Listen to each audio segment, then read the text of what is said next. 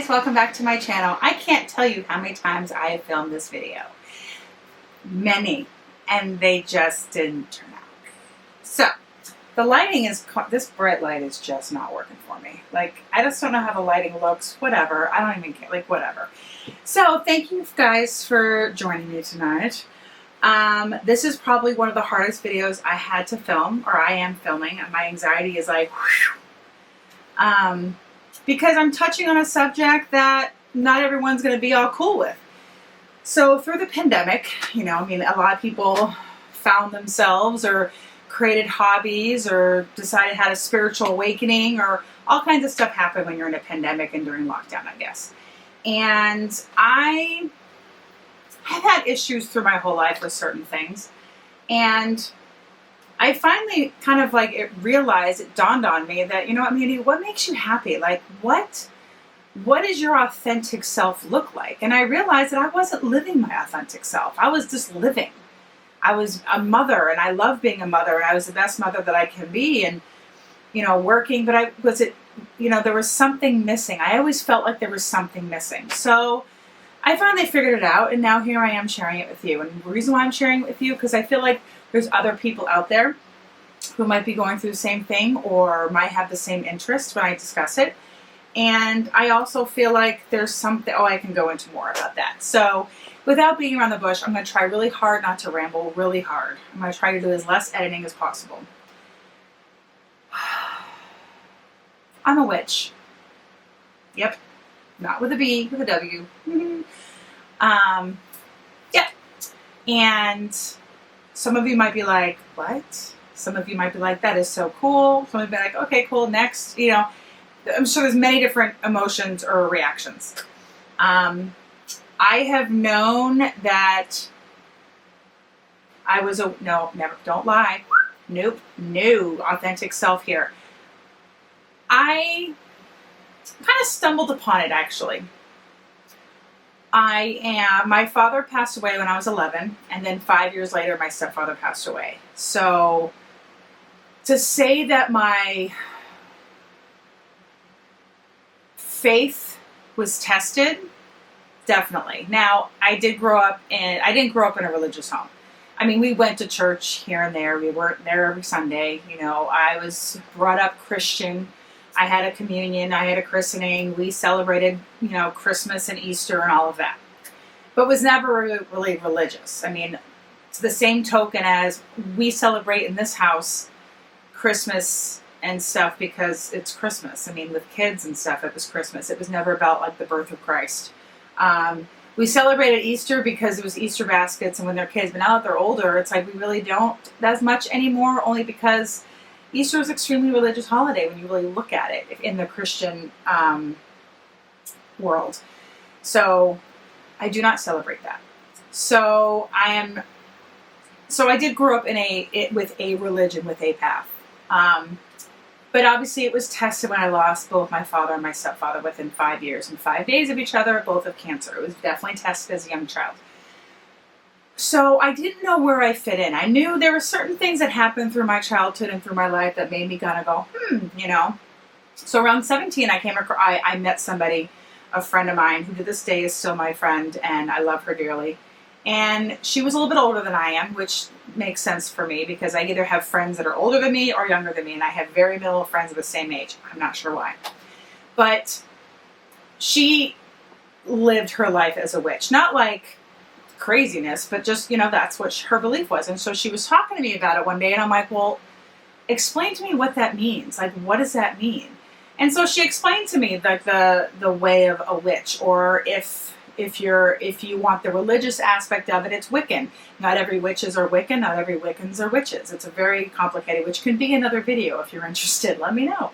But it's really just, there's not a god. There's many gods and goddesses if you choose to believe in that. There's Mother Nature and the earth. It's honestly, it's dated back to pre-Christian era. So personally, I feel like the shaman, the Native American, and paganism are probably the very first religions or community belief systems, I guess you could say, in the entire world, in my opinion.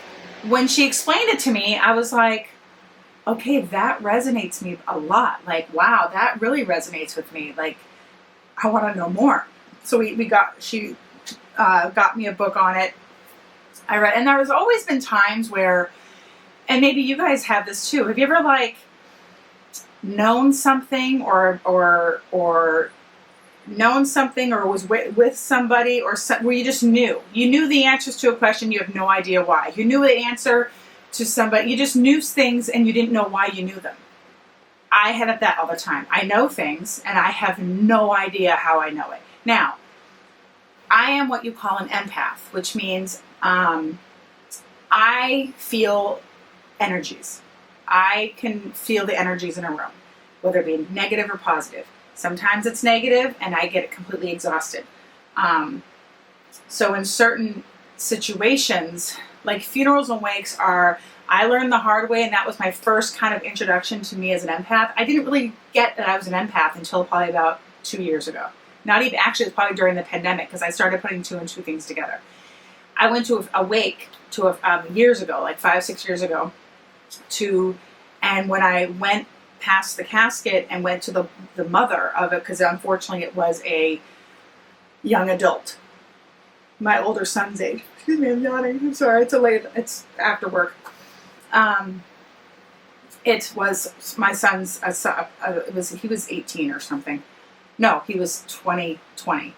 And when I went up to her, you would have thought I just lost my child. It was ugly crying, and of course you're trying to hold it in. I couldn't even speak.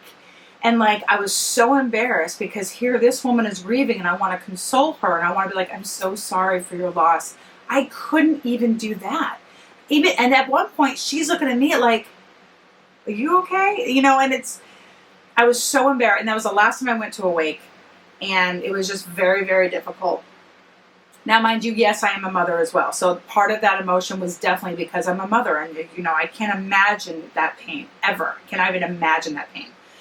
But I find that in like weddings, if I see, so I'll start crying with the bride or with them, you know, it's like I just feel other people's energies. That's what I feel.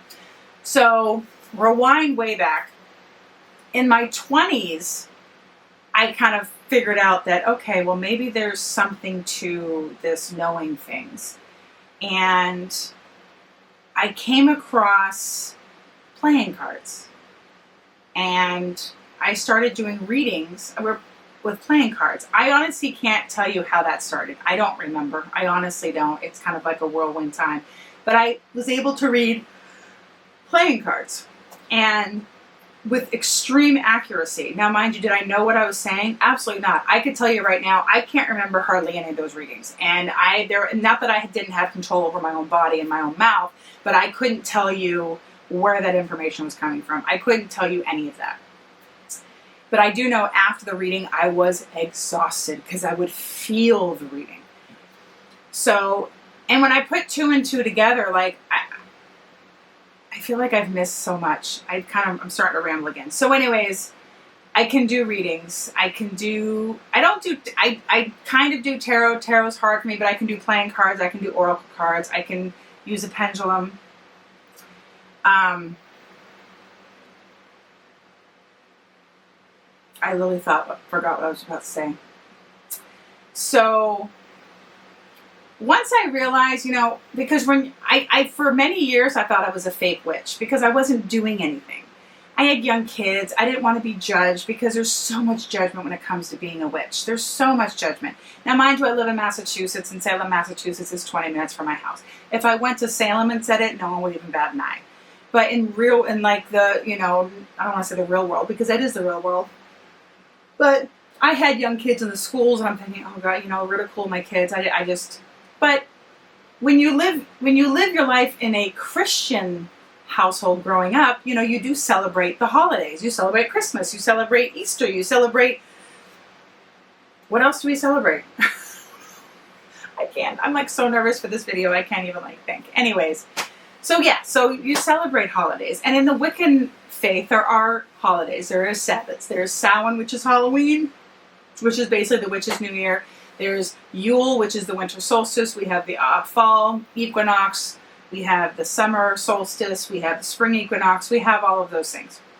But I never did anything for them. I never did physically was like, I'm going to do this as a witch. And so I never felt like I was a true witch. And through the pandemic and everything, I started learning, I started reading more, I started getting more involved, getting more into like watching videos about it. And now I'm like, you know what?